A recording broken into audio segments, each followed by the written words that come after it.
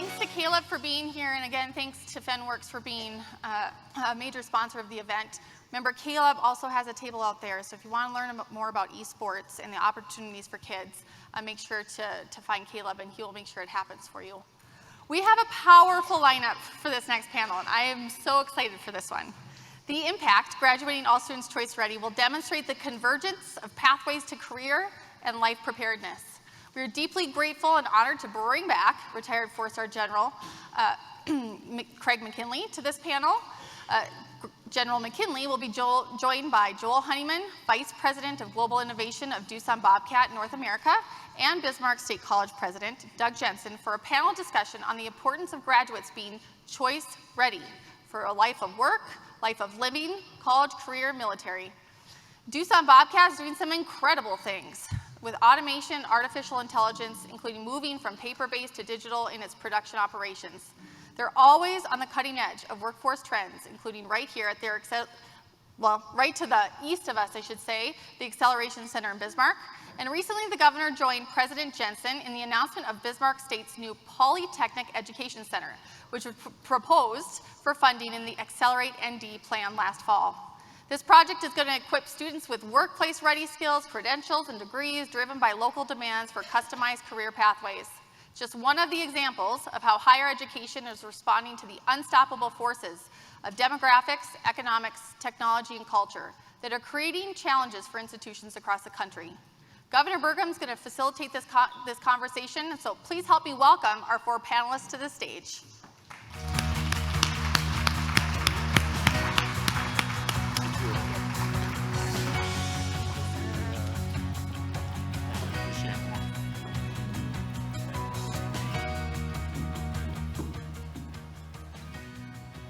Well, as we kick this off, I just want to say to all of you that are here in person, those watching online, you stayed for the right reason. You could go to any conference in the nation right now if there was a panel, a national panel, not a North Dakota panel, not a Stark County panel, not a Dickinson Middle School panel. If you go to any national conference on a panel on choice-ready military, career, and higher education, these three guys should be on it. This is like seriously the super right conversation we're having. And Maria introduced, but General McKinley is so humble. He's got a four-star general, and we kind of like, oh yeah, there's hardly any four-star generals. I mean, seriously. I mean, you get to a 3 is like super rare. 4 is like a unicorn, right? I mean, they're like, you never see them. Like, they really exist. We got one right here. As the 26th leader of the National Guard, was in charge of all the National Guard for the whole thing. This morning, he casually mentioned that he'd always wanted to fly aircraft. Well, not only has he flown like 8 different kinds, qualified aircraft, 4,000 hours as a command pilot, has flown F-15s and F-16s, and oh, by the way, then he was an instructor for them. So think of this guy. If you've seen the new movie Top Gun, this is a guy like the instructor at Top Gun, okay? So he's done all that, but then what's so important is he understood that, again, this thing where we've got kids coming out of high school where people said, oh, the ones that can't go to college and can't do this, can't do whatever, go in the military. No. We have so many kids that can have amazing careers in the military, and they're not coming out of high school able to do that. He's the one, you heard him say it this morning, that said it's a national security issue that we're working on here today, because if we can't produce kids out of the best K-12 systems in the country that have the ability to qualify to even start in the military, that's a problem for our country. So we're going to talk about that. Doug Jensen, who we were so pleased to recruit here to North Dakota to become the president of Bismarck State, is going to talk about what Polytechnic means and what it means. But he understands private-public partnerships. He's got great things going on at BSC. They've got, just as we do across the state, but he's going to bring some of that deep experience. And then how better than to tie that in, of course, and then Doug's got this extra other burden because he's got to go through life with the world's best first name. That's a hard thing to do, but some people have to do it. But it's a burden, okay? But he's up to the task. But Joel Honeyman, from our very own Bobcat, which we know and love, but these over 5,000 Bobcat employees, part of the 43,000 team members at Doosan Bobcat, global company operating in 38 countries, over 3,000 of them here in North Dakota. They have over 100 salaried positions open right now. He's going to talk about the stuff they're doing that I've said, before. And again, I'm a fan of Bobcat. Why wouldn't I be a fan? They're the largest manufacturer in North Dakota. I've also been a customer of Bobcat since 1996. I'm on about my third Bobcat. I own 14 attachments. I was going to bring one in here and do some demos today, but I'll let Joel talk about the. Thank you, Governor, for your business. We appreciate that. Yeah. Anyway, but he's going to talk about the next gen cool tech stuff they're doing. But of course, the other thing you may not know too, but another reason I was a fan of Bobcat before the First Lady worked there for 6 years. So, but I then became a huge fan when she was working there. But it's, anyway, great company doing great stuff on the cutting edge. But this is the Choice Ready panel right here. And we're gonna kick it off and get into the interrelationship between all three of these things and how it all matters. But we're starting with the general. First of all, thanks for your service to the country. Amazing career you've had, and now you're here still working with the Aspen Institute, working on the stuff you shared this morning, those frameworks, so powerful. But tell us again how you came to understand that this is like a serious issue that all of us are working on here in terms of being choice ready for students. Thanks, Governor. It's again a pleasure to be with you all, and I know there's many people watching on video, so it's important for us to pay some honor and tribute to the teachers in this room and on the net. I tried to do that this morning because, like the healthcare workers, they pulled us through this crisis, and there's probably more of it to go.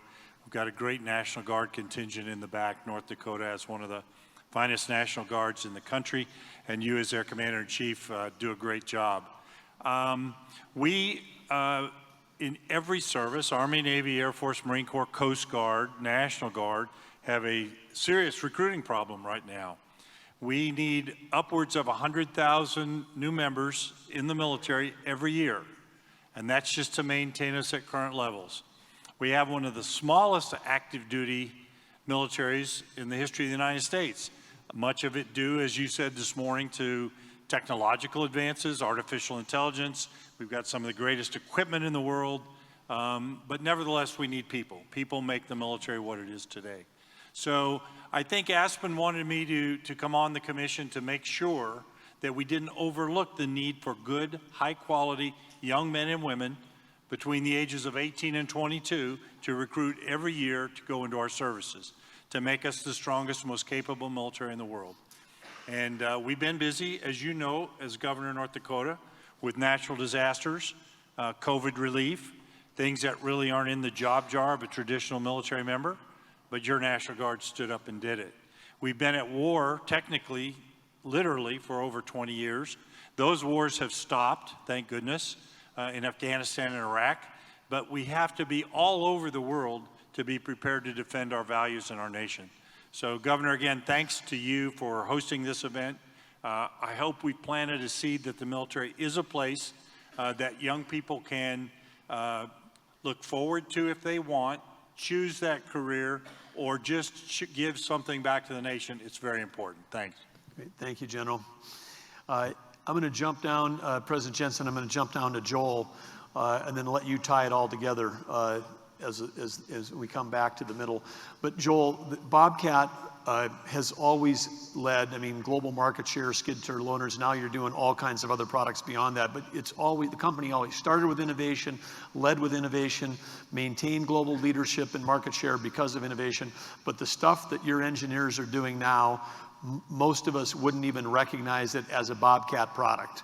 It's so far out there. So let's talk, like, where are you going? You lead the innovation team, and I do have to give a shout out. I think Stacy Brewer's here. Stacy worked on the innovation team at Bobcat. We pulled her away. She's the second ever in the history of state chief people officer, because we've got to do all the same workforce challenges these folks do. And I know that Stacy was key in recruiting Joel to come here. So whatever you told him to get here is great. And then Joel told me that when we hired you, it took 4 people to replace you at Bobcat. So I know that's probably true. Doing a great job for the state of North Dakota, but thanks for sharing some of your talent with us. Yeah, absolutely. I would be remiss if I didn't pass along the best thing that wasn't in my bio. I'm a proud graduate of Regent Public High School, just a mere 42 miles down the road over here. Thank you very much. Yes, 14 in our class. It was a lot of fun. I So- actually thought you were going to say that I forgot to mention that you had 2 degrees from North Dakota State University. Oh, that but too. that That was too. I'm a double degree from NDSU. Go Bison. No, but we're working on some really cool stuff. So me and my team, we work on the really far-reaching kinds of crazy technologies, and that's around electrification of our equipment, autonomy, and connectivity, and how we do advanced features, digital features. Really, our equipment and technology is making it digital. And that's what we need to do. And the really cool part is our team is global. In fact, my team is in Europe. I'm on my way to Europe to our Prague location next week to show stuff to customers. But all that technology is developed right here in North Dakota. It's done in Bismarck and Fargo and Gwinner. And so it's really cool to do that. And I would also say, if we don't do that here, someone else will. And we search the globe for different companies and different technologies to work with. But every day, people get up around the globe trying to figure out how to do the things that we do right here in North Dakota. So again, it's up to us. It's our advantage that we have. We love being here in the state. We get great employees. We just got to keep that churn going and keep it moving along. But yeah, there's just a lot of really cool stuff. So just briefly on the product, you got a new product coming out, all electric. It's got 50% less parts. It's got heads-up displays. It's kind of like a fighter jet, only it's a skid steer loader. Yeah, it is. It's really cool. So it's an all-electric compact track loader. We showed it at the CES show here in January down in Las Vegas. It was the hit of the show. It won 2 awards. So we took the engine, the traditional engine out, diesel engine is out. It's a battery pack in the back. But then all the hydraulics are removed, and it's all electric actuation. So it's all a software platform. And you might ask yourself, well, why does anyone care about this? Well, there's no noise, there's no vibration. So when you go into large cities, and we just toured this in the state of California at the city of LA 3 weeks ago, little old North Dakota company Bobcat is showing this to the city folks there, and they are wanting to subsidize this equipment because it's more expensive than diesel to bring that type of equipment into their fleets. And that's just one example of that, as well as there's an OLED touchscreen that we're working on in the front windshield of glass. It's just like a see-through TV, and you can see all kinds of really cool worksite features and all this other stuff. So we're really working to apply different technologies from different areas and applying that to our equipment to make our customers more productive. I'm just going to jump in. Call before you dig. On that flat screen on the screen of a Bobcat, it's going to have augmented technology, and you'll be able to plug in where the power line is, where the gas line, where everything is. So if you're digging, it'll actually be able to see it on the screen of where to go and not to go, as opposed to like, maybe a little paint on the ground that somebody ran over, had a rain, knocked over the flag. Whoops. But anyway, so great stuff happening there. And then Joel casually mentioned the CES like it's no big deal. Understand, CES, Consumer Electronics Show, is the largest trade show in the world. This is where people like Apple have got a booth bigger than this building.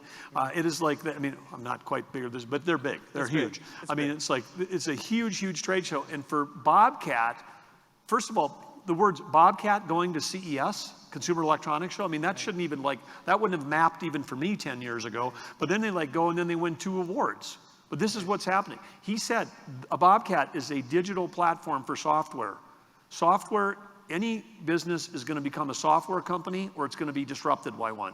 We have to build an educational system where people are digitally literate because that's the only way they're going to be able to work in the top jobs in these companies. So I would say, Governor, if I could add on that. That way, applaud that. Governor, our #1 need is for software technicians and engineers. It just is because of just what you said, how fast technology is moving that way. And the metal's important, and we cut and bend metal, and we do all that really great, but it's the digital piece of it that we need that workforce and education for. Well, I'm happy to say that during the break today, and I think they were spending part of the day today, but we had about 20 young women that are rising right there. Stand up. They can stand up. Unlock the code. Don't be bashful. Stand up. They're all here for a week for coding school.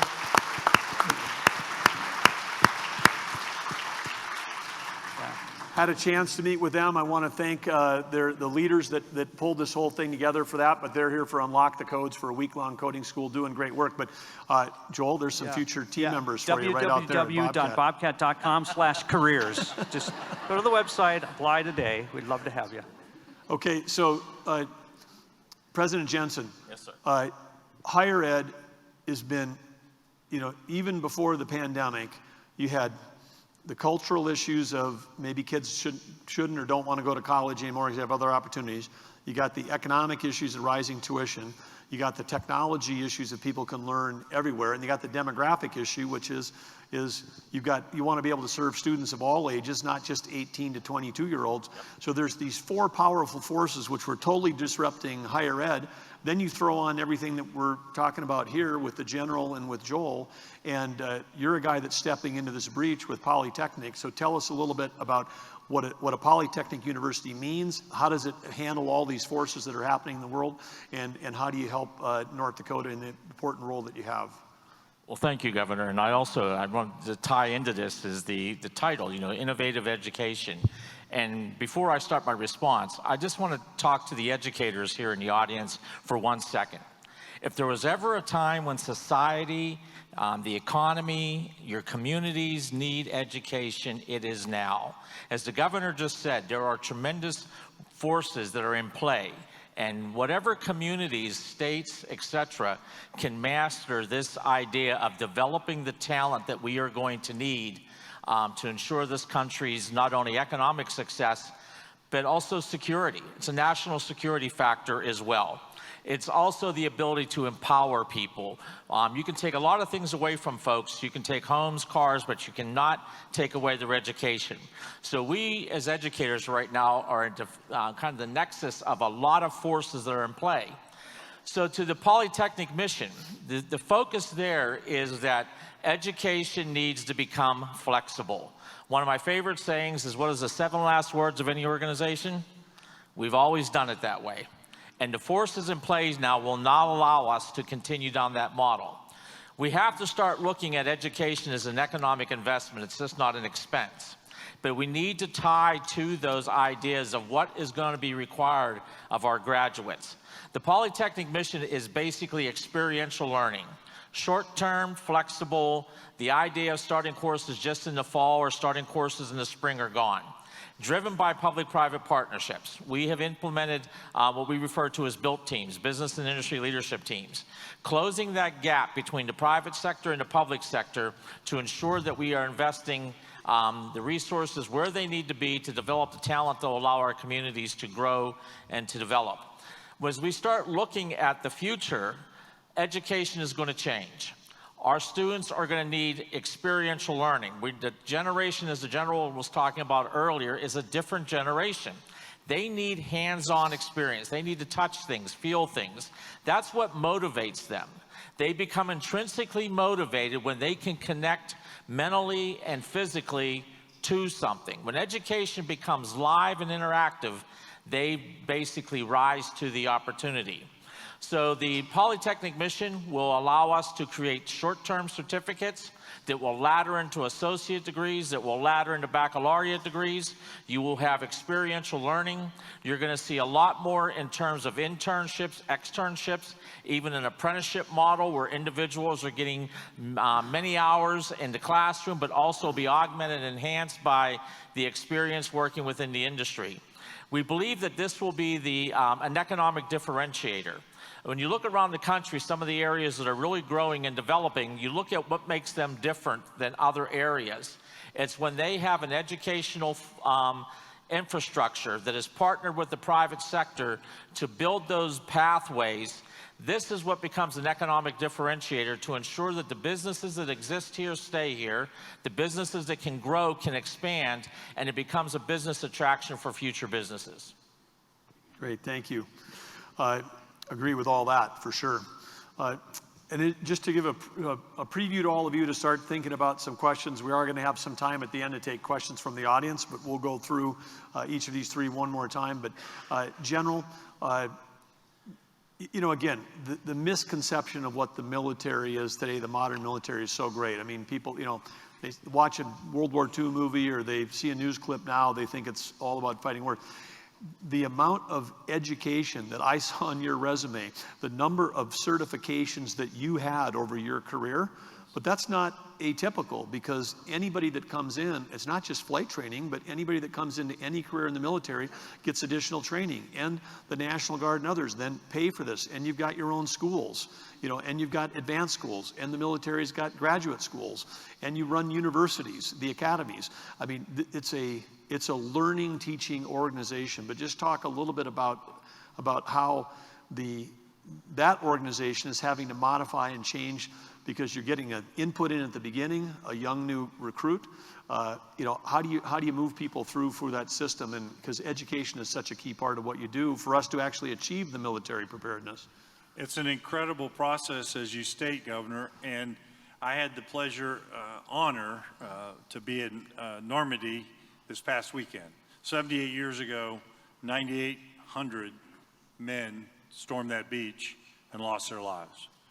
That would not be acceptable in today's military. That's what we had to do then, but today, through smart power for things that we do with our technology, we're not going to lose 9,800 good young men at 17, 18, 19 years of age. We start in basic training for most of our new enlistees.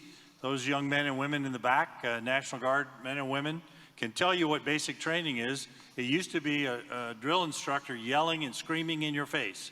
That's not what you're educating today. We have to be able to take these young men and women that are produced here in North Dakota, treat them like adults, train them like adults, give them high technology tools, and then turn them loose. What we're seeing in Ukraine, for example, with Russia, they've always had a top-down military in Russia where nobody has the incentive to make up their own decisions on the fly. Ukrainians, well, by the way, have been training with the California National Guard in our state partnership program. North Dakota has Ghana and others.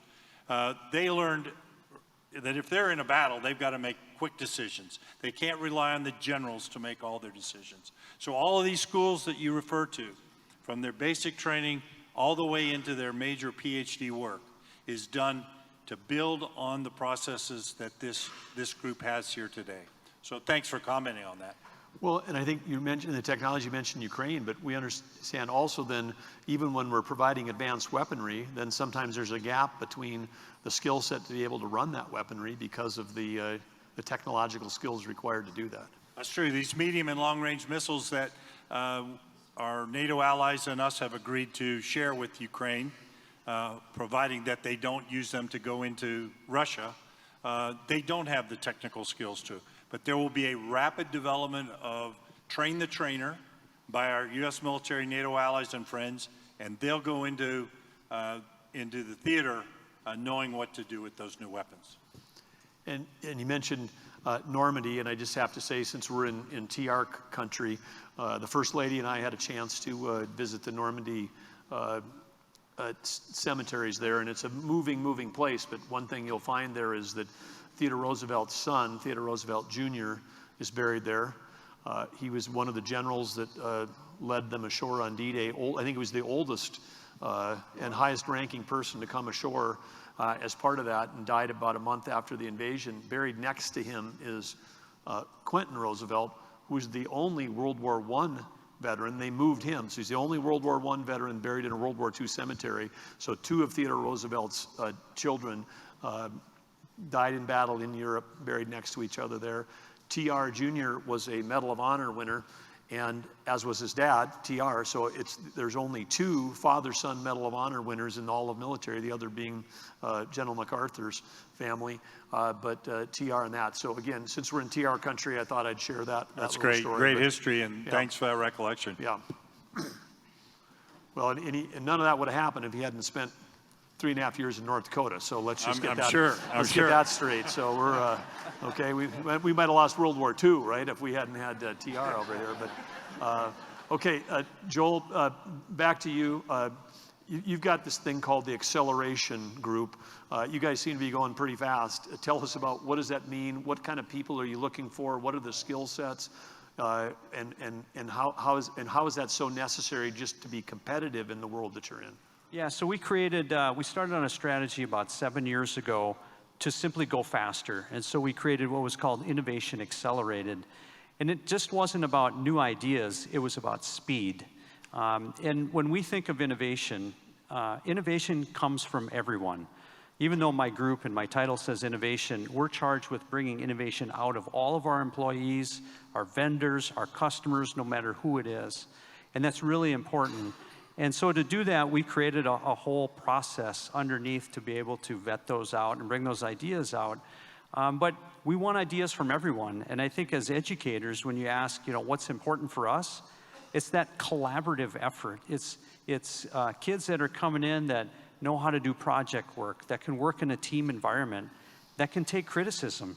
Because sometimes good ideas come from debate, or they come from failure along the way. And so those skills are just as important as the technical skills, even though, don't tell the engineers, I just told you that.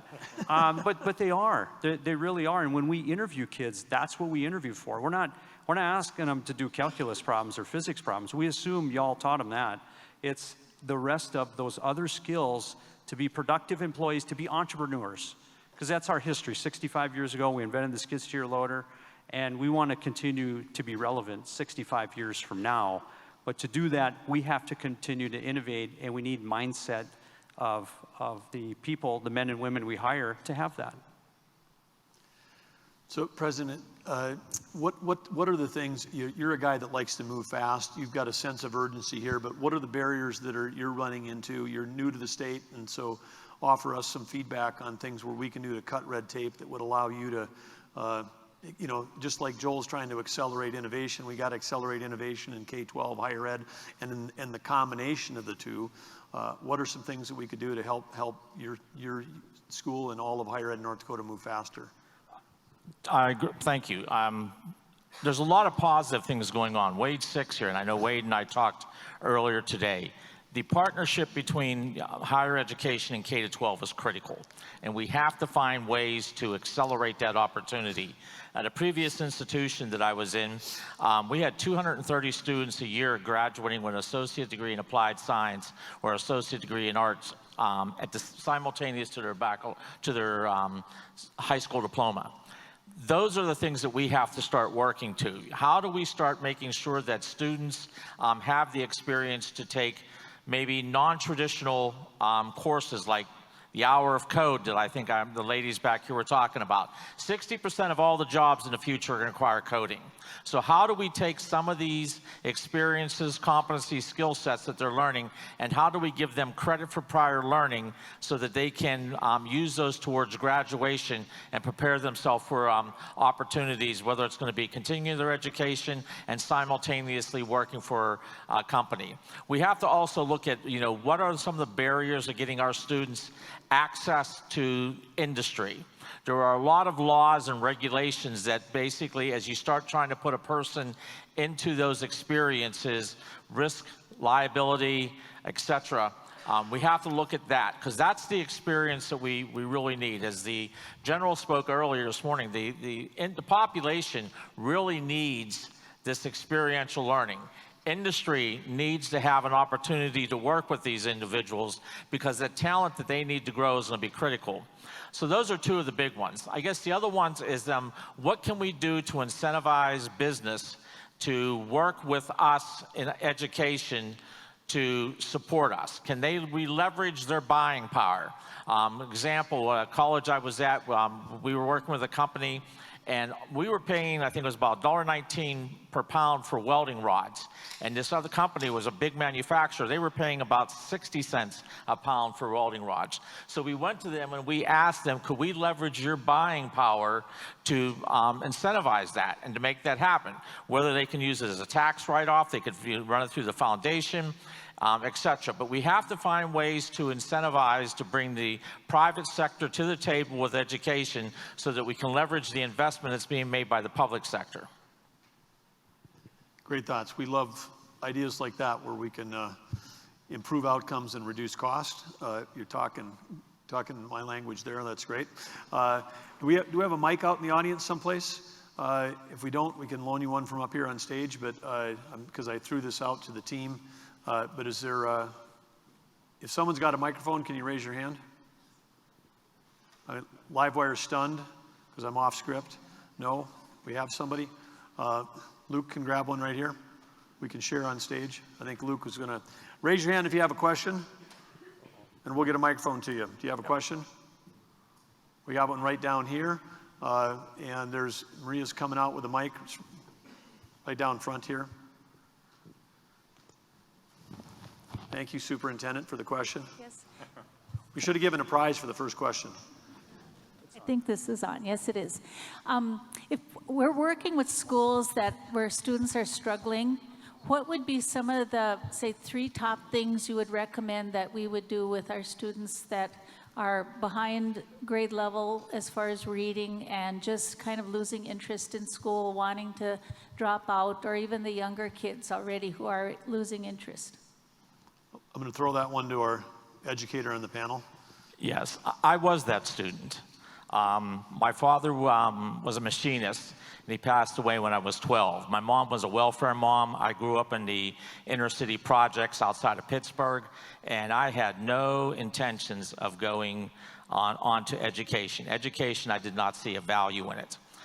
But what happened was that I got experience through a program called Senior Semester, where I was able to go out and work in industry for a semester, and all of a sudden I became intrinsically motivated. You cannot motivate other people. You have to place people. I think leadership's responsibility is to put individuals in a position where they can become intrinsically motivated. So I think that experiential aspect of it, and I think that's where a partnership with K-12 and higher education can come into play. Instead of people dreaming about going to college or going on to higher education, why not give them that experience up front so they don't even have to think about that? And we can just basically erase the lines between K-12 and higher education so the student does not have that fear point. Well, can I go to college? Am I capable of doing that? When I speak publicly, one of the things I say is a community college or an education institution many times is someplace where you go, where people will believe in you before you're capable of believing in yourself. They saw potential in me. They saw things that I could not see in myself. And I had to grow into that. And I think that's an experience where we can take those individuals. Sometimes they're just not connected. Sometimes they're just not emotionally connected to it. They don't see the value of it. And if we could put those in experiential relationships where they can see that and they can see themselves being successful, all of a sudden their participation and their success rate goes up. When I started college, my IQ did not go up. The only difference was I was motivated. I wanted to do it. And it was the people that saw that potential in me that put me in places so I could learn and see it in myself that I think has made me successful. Otherwise, I would not be here in front of you today. Great.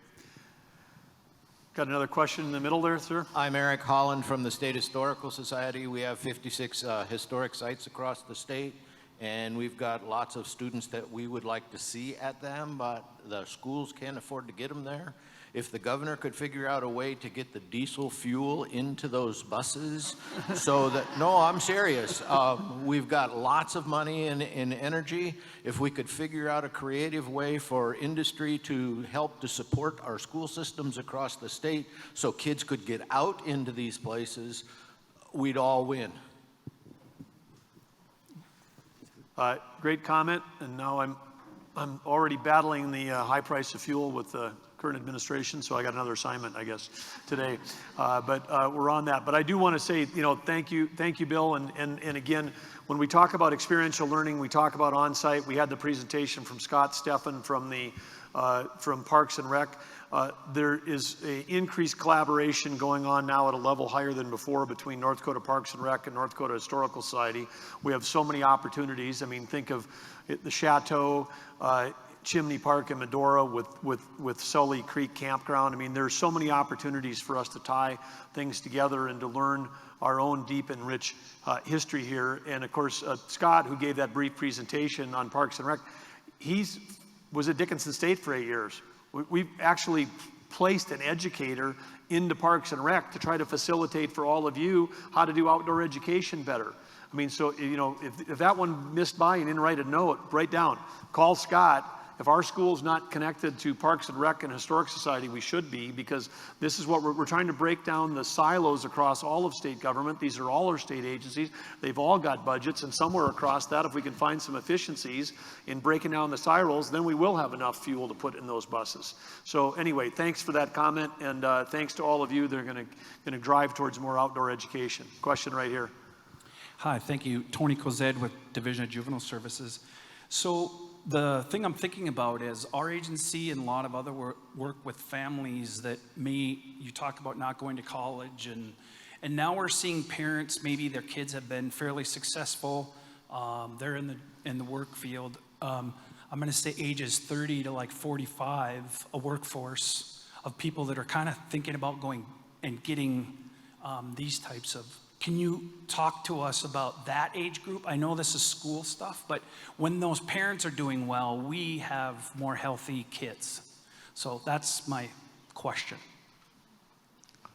I think I might let all of you think about that, because you guys are all looking for, you know, I would say older than average. Maybe there's a better term for that. Maybe that's not the right term to say, but I mean, at sort of education, all levels, lifetime learning, how's that affecting private business? How's that affecting the military? How's that affecting higher ed? I think for us as a company, I think we're looking more and more at past skills. And if a person comes into their 35 or 40, to that point, hey, we're looking at their experience level, regardless of the job. And again, going back to what I mentioned earlier, do they have a good work ethic? Can they be trained? Do they have the right attitude? We'll teach people our business like every other company will. Every company is unique that way. But I think for us as an industry, we're more open to it because, quite frankly, we have to.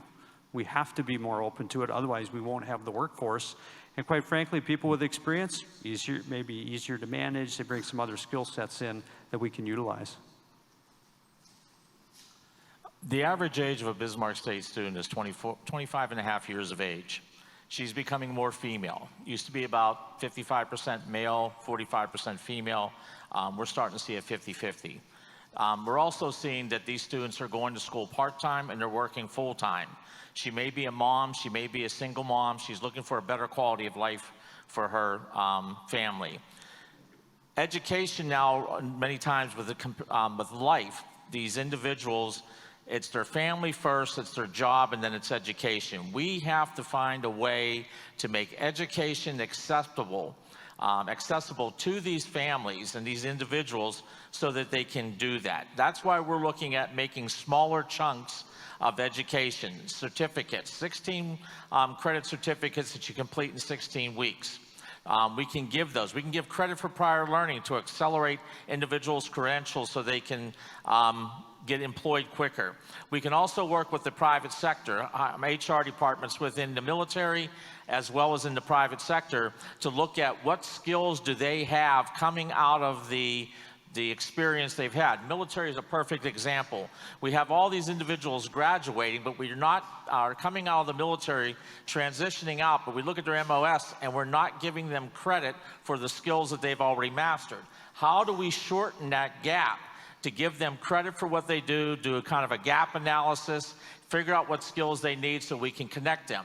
Because once they start to do that, they start experiencing economic growth, they start getting motivated, and we start building a pathway that not only benefits the family, but also benefits the private sector. I'll be very brief, but I'll say that in healthcare, when our military members transfer from state to state, sometimes there are barriers for those spouses of those military members of going into the healthcare system. Yep. I know you've worked hard to break down those barriers. We've also got a scourge in our military of suicides. Older adults can help us by mentoring younger soldiers, sailor, airmen, Marines. Sometimes they just don't see the benefit and they take their lives, and it's a terrible tragedy. So anybody who wants to support people in the military can find a way to do that, and it benefits our nation and benefits our kids. Great point. Very important on that last point. Thank you for that. Luke, you got one more over there? Good afternoon. Jill Lauders, Superintendent, New Rockford Cheyenne School District. General, perfect segue to my question or comment. Interested in your reflections on social emotional behavior behavioral health. Our students are becoming consumers, shoppers relative to these services. Can you share with us reflections on how you believe at this time the military will think about addressing those services, higher ed, and then as our students shop for employment, how an employer might address supports in that area? Thank you. Thank you, Jill, for that question. Yeah, that is a tough one. I would say in the last, at least the last 2 or 3 years, and certainly in the last 12 months, there's been a lot more focus on mental health of all of our employees and a lot more resources. And I think a lot of large corporations like ours are looking to want to bring those benefits. Our employees are asking for those benefits and those resources, real resources to help support them in those different areas, if I understood your question correctly. But yeah, there's a lot more awareness, I think, within the business community, because again, every employee that's out, it's not just that they're not working. We're families, right? Employees are families, and these are family members we want to take care of, and so we need to take care of their well-being. Yeah, it is the penultimate question, I think, today is how do we make sure that each and every person that comes under our supervision or guidance or command is well cared for, well taken care of. People watch and talk and can relate to them and get the kinds of medical services that they all need. So excellent point. It's not just K through 12, it's beyond that into young adult and middle age. I would just throw into that too, because of the high co-occurrence that we see when it gets to a point of interacting with our criminal justice system, the co-occurrence of substance abuse, addiction, and mental or behavioral health is super high. And so if we address these issues earlier on, and I know our legislators know, we've got to keep driving more resources into the schools to support teachers so teachers can teach, and that we're creating this foundational system for addressing it as opposed to just having a crisis response system in K-12. Because if we do that, then we can set people on a track that may change their life. And if they end up on a track where they're interacting with our criminal justice system, which again sometimes happens even with our well-meaning approaches of the last 2 decades of saying, let's put school resource officers, aka law enforcement, in schools. If we're too quick to introduce a student to law enforcement in the wrong way versus the right way in those situations, they get involved in the criminal justice system, and then we're down a path. We're in North Dakota right now. It's $42,000 a year for us to house somebody in the state correction system. Room, board, medical, all the things that go with it. That's like triple the price of being able to send them to either our 2 research universities, and a lot more than going to some of the other ones. So, and then they might be $42,000 a year, and if they got a substance abuse disorder, then that doesn't include the treatment portion. So we're doing it in a way that's not cost effective. And so when I think back about the workplace, which we're talking about here, I think the number right now is that of the nation's workforce, there could be over 20 million people that are going to work, functioning and trying to go to work, but that affects their work, it affects their family. They're dealing with the disease of addiction, which is a brain disease. And so one of the things that Recovery Reinvented, one of the entire sessions one time, I mean the whole event was around recovery-friendly workplaces, and we've got to think about doing that. Peer support specialists we've created across the state, people with lived experience who've had addiction or in recovery, proven through all the large-scale tests with 20,000 sample, are as effective as helping people stay in recovery as seeing a professional medical. But we've always thought about that as, well, that's for adults. We had some students last year that came to us from a high school in North Dakota and said, we need peer support specialists at the high school level. We need people who are in recovery. In Las Vegas, the First Lady and I in Clark County visited the first all-sober public high school in the country. Every student there could choose to go to that high school. Every student that was going there was someone who had dealt with addiction, either because of one parent, 2 parents, or themselves. And they said, I want to go to a place where I know every day nobody's going to try to sell me drugs. I can work on my addiction. I can go to a recovery meeting. When parents come, they know that this is a place where we're all in recovery. It was incredibly moving. Every teacher that worked there volunteered to be part of that program. And when the neighborhood didn't want it, because they said, we don't want a bunch of addicts in our neighborhood, there was people in the school administration and teachers that courageously stood up who had never shared the fact that they were also in recovery. They said, who are we going to get to teach at that school? And teachers stood up and said, I'm in recovery. I've been in recovery for 15 years. I've been in recovery for 20 years. I want to teach at that school. We had a principal that did that. Without those courageous educators doing that, that school wouldn't exist today for those kids. We're not in a spot where we've got the volume. They have 300,000 K-12 students in the one county, in Clark County. We're not at the spot where we can have an all sober high school in our state. But we do need to think about the fact we can't say it doesn't exist here. We know it does. We know that there are kids that are in school struggling with addiction, or that their parents are, and they've got to deal with that at home. And so we have to think about peer support specialists, the programs we know that we've launched, that the legislature has helped innovate us with and move those forward. We got to think about how do we get those down into the junior high and high school level. Okay, next question. We got time for one more from the audience, and then we'll have closing comments from our fantastic, awesome panelists. One more question. Governor Burgum, you talked about essential skills that all of our students need, and the superintendent of Wilton talked about their portrait of a graduate and the essential skills necessary outside of reading and math. In your perspective, what's one essential skill that you wish every single kid you hired had? Well, the 7 that we listed this morning, that the group worked on, I mean, I fully agree with all of those, and those are all essential. But I think that when we talk about lifelong learning, I think that the core to that is curiosity. It's like, when I was in the private sector, back when workforce wasn't as short as it is now, but when we had, a dozen people, going for every job, when we were at, a hot tech company and everybody wanted to work for us, sometimes you couldn't differentiate by what they'd done, their GPAs. They were all top students. They were all great at this. They're all great at that. And we'd get around after they'd go through 5 or 6 interviews. And at the end of the thing, we'd say, what questions did they ask at the end of the interview? And if somebody didn't ask any questions, they were automatically out. Then it was down, well, these 3 asked questions. What kind of questions did they ask? We tried to hire people that we knew how to ask penetrating questions, because it wasn't about what they knew. It was how curious they were about trying to solve a problem that had never been solved before. They didn't know that's what we were interviewing for. They thought they were trying to explain to us, I did this, I got this great GPA, it was amazing in college at this other company I worked at. But curiosity is key, and we count it as one of our 4 values in our administration, along with humility, which is also a key to that. Because if you think you know everything, if you're so full of yourself that you think you know everything, you're not very curious about the rest of the world. So it turns out the people that have really high degrees of humility also generally have a lot of curiosity, because they know they can learn from anyone. Like we learned from these students today on the panel. You can learn from an addict, that you meet in an alley in a street in Fargo. I mean, there is an opportunity for us to learn. So I think the combination of humility and curiosity, those are values. They aren't really on that scorecard, but they underlie that lifelong learning component.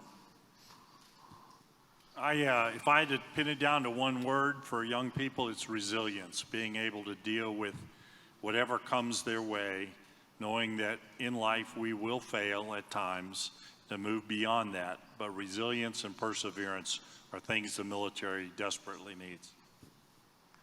Gentlemen, you want to throw out your thoughts on this question as well? I would throw out just the ability to collaborate and communicate, basic communication skills. Kids that can communicate well are the ones who get hired and get advanced, because they know how to operate, and they know how to effectively convey their ideas to others and convey them back. And to us, that's so critical. And I guess I'd just wrap up by saying experience. Make sure that young students or students that are forming their career paths, that they experience things. Put them in situations where they can learn, they can see it, and then they will become motivated, and I think that will help them overcome the challenges that they face in terms of academic completion. Well, I want to offer the panel one last chance. Any either closing comments, or again, because of the experience we have here across industry, across education, across the military, the Choice Ready, what would your advice be to all of this group, or what would the challenge be to all of them to help get their districts, their schools, their buildings achieving more choice readiness for their graduates. I would just say what you've done, Governor, today with your gratitude cards and things like that is to thank these people for what they do. They are unsung heroes. They are the future of our nation. You said it very well this morning. And I would just like you to go back and stay positive. Don't give up. It's the old Churchill line. We need you now absolutely more than ever. And I would just build on that as well. Reach out, build partnerships. We need to build better partnerships between K-12, higher education, CTE. We need to have our public-private partnerships together. We have to transform this system instead of just having silos working collaboratively to impact the future of our students and our families. My advice is take a chance on something. If you have an idea about something, just putting it on a piece of paper and telling someone's not enough. Make it real, make it believable, and show people that something is possible. And when people do that, their ideas get conveyed and they become potentially accepted, or they're augmented to something more successful. But it's when you do something with it that really matters. Well, I think that's a great one on taking a chance. And when we think about Avery today, with her ice cream truck and being an entrepreneur as in the elementary school, I haven't shared this before, but there's a few people know in my family that I was an entrepreneur like Avery when I was in elementary school. Not as successful as her. I had this really good idea. I don't know where it came from exactly. My dad was a naval officer, and I think that I maybe saw him polish his shoes too many times. But it was I was going to open up a shoe shine little stand on Main Street in Arthur. And so I was down there. I was like a third grader, and I opened it up, and I had an older aunt. My dad's older sister was 15 years older. She went in the attic and found 3 or 4 brown grocery bags full of shoes that probably hadn't been worn for 30 years and brought them down to me. And I was going to charge 10 cents a pair. And I was like, I am rich. I'm killing it. And I shined shoes the whole day for her. And then the next 4 days, there wasn't a single person in Arthur that wanted their shoes shined. So it was I went that euphoria of having that startup, with get going. But it was because of an aunt that encouraged me. But my next one, which was lemonade popcorn, went better than the shoe shine one. And then we were off and running. But I had to have that family support to get me through that first failure to get through it. But we do have to support. When we're talking about careers, we also have to talk about entrepreneurs and risk takers, because that's what, of course, drives our country forward. We need entrepreneurs and risk takers in education. There's many of you in that room. I applaud you for the risks you've taken with your communities, with your school boards, with your students to try to do something different. I know it's not easy. We're built around not changing. But if you're here at this conference, you're part of the tip of the spear that's making a difference. But I want to, again, let's give this amazing panel a big thank you. Thank you guys so much for all you did today. Thank you. Thanks, Governor. Thank you. Pleasure. Thank you.